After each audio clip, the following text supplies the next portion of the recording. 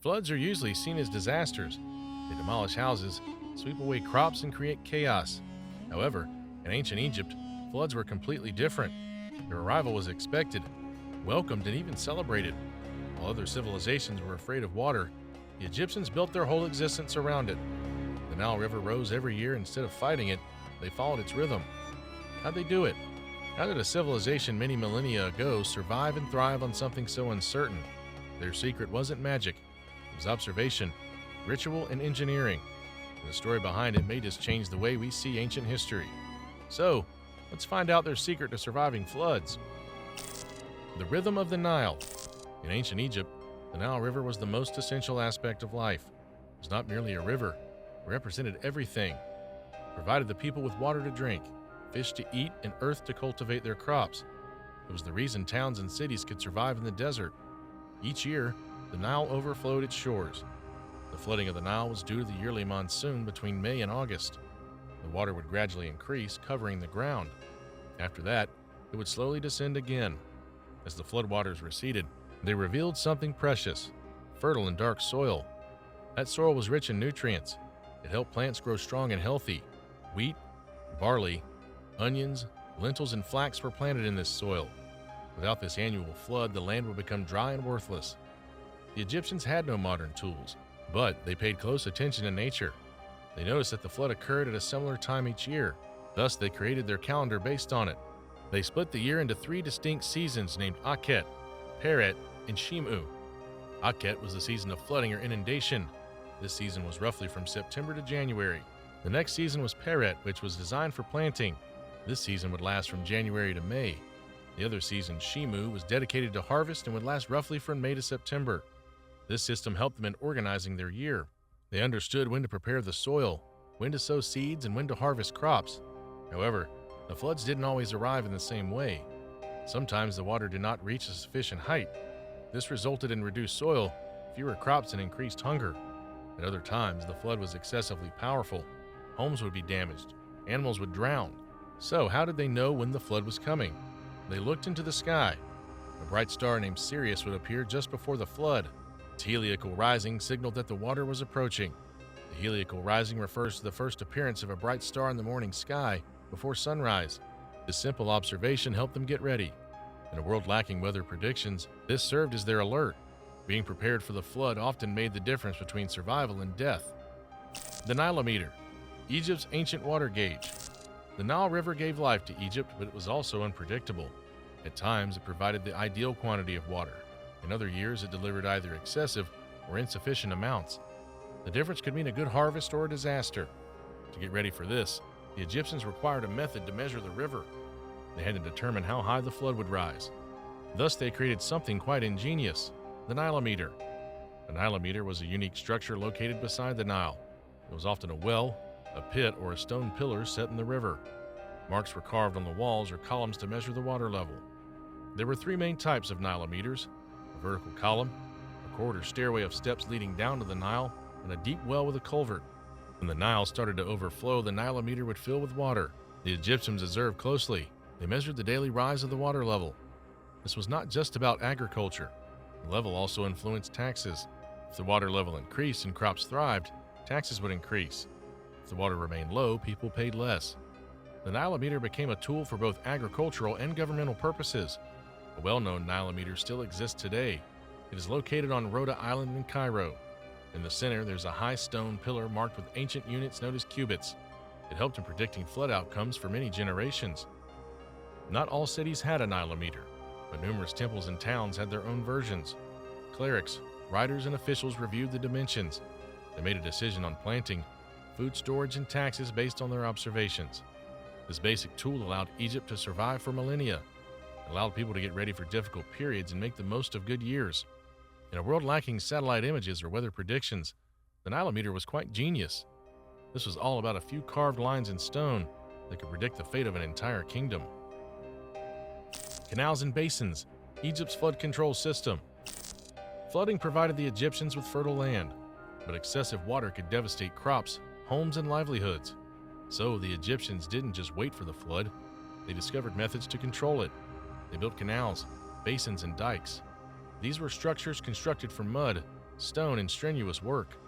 They helped in directing the floodwater to needed areas and preventing it from reaching locations that could be damaged.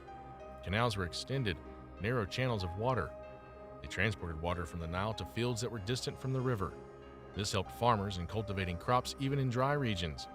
Basins were flat, enclosed fields with raised edges. When the flood arrived, water flowed into these basins. The water stayed here for several weeks until the soil was saturated. Then the remaining water was drained, leaving moist and fertile soil behind. Dikes were mud walls constructed to retain or redirect water. They protected communities from flooding and helped guide the Nile's course. A well-known project took place in the Fayum area, located southwest of present-day Cairo.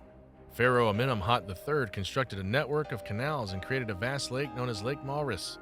This lake functioned as a massive reservoir. It stored additional water during the flood period and gradually released it throughout the dry season. These systems achieved more than just preserving crops. They generated employment opportunities during the flooding period when agriculture ceased. People worked on fixing canals, removing silt, and constructing new dikes. This maintained economic activity and kept the population engaged. Egypt's flood management was not only ingenious, it was crucial for survival. It transformed a hazardous floodplain into one of the most productive agricultural areas globally.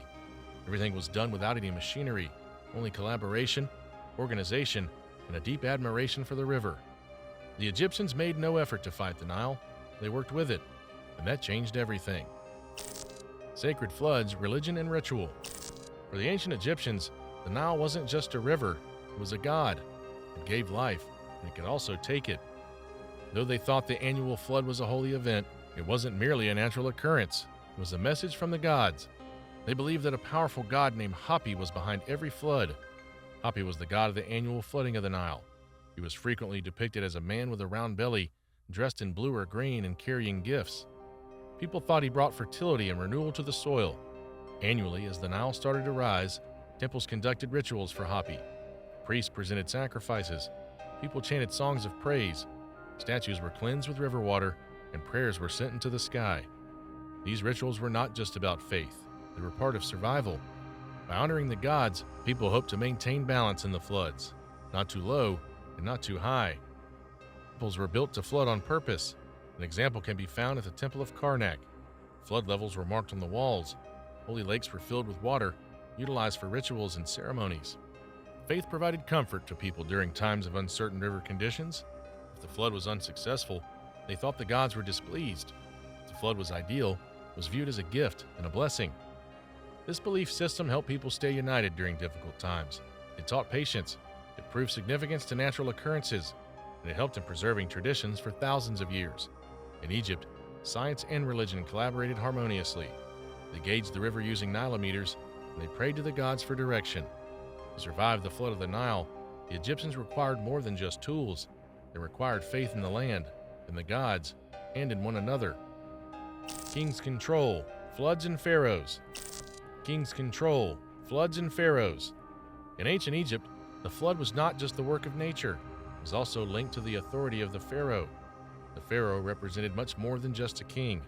He was regarded as a god on earth, the one who kept balance in the world. This balance was referred to as ma'at, the concept of justice, harmony, and order. People thought the pharaoh helped in managing the Nile. A beneficial flood indicated that the pharaoh had the god's approval. If it did not succeed, people feared that the balance had been disrupted. Consequently, flood data were carefully documented throughout each dynasty. Scribes would assess the water level by utilizing Nileometers. They recorded the height of the flood each year. These records were part of the royal dynasty. Beneficial floods increased a pharaoh's authority. Severe floods caused people to question his power. Pharaohs also played a key role in managing floods. They ordered the building of canals, dikes, and reservoirs. They managed large projects, like the flood control systems in the Fayum. These projects created jobs for people during the flooding seasons. When farming slowed down, workers helped build and maintain water systems. This kept people fed and helped the economy stay strong. During flood ceremonies, pharaohs offered prayers to the gods. They visited temples, prayed for harmony, and took part in ceremonies for Hapi. This showed the people that their leader valued the land and the gods. Floods gave the pharaoh both authority and responsibility. He had to protect the people and honor the gods. He had to keep Egypt thriving by planning, leading, and having faith. The Nile was the heart of Egypt. The pharaoh was its voice. Lessons from the past. Currently, the Nile continues to flow through Egypt. However, the environment around it has changed. Rivers are now controlled by dams, towns line its shores. The ancient systems, the canals, Nileometers, and basin fields have mostly disappeared. Still, the lessons remain. The ancient Egyptians did not fear the floods. They studied it. They worked with it. They honored the earth and the water that gave them life.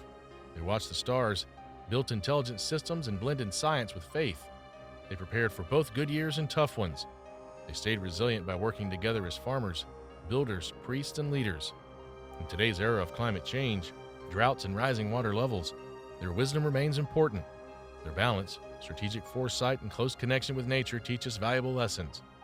Egypt's survival depended not just on power or wealth. It was about understanding the river, and that might be the most important secret of all. The Nile shaped Egypt in every way. It flooded, it nourished, and it tested. But the ancient Egyptians weren't afraid of it. They paid attention, understood, and adapted. Their story reminds us that survival isn't just about power. It's about understanding the environment we live in and working with it, not against it.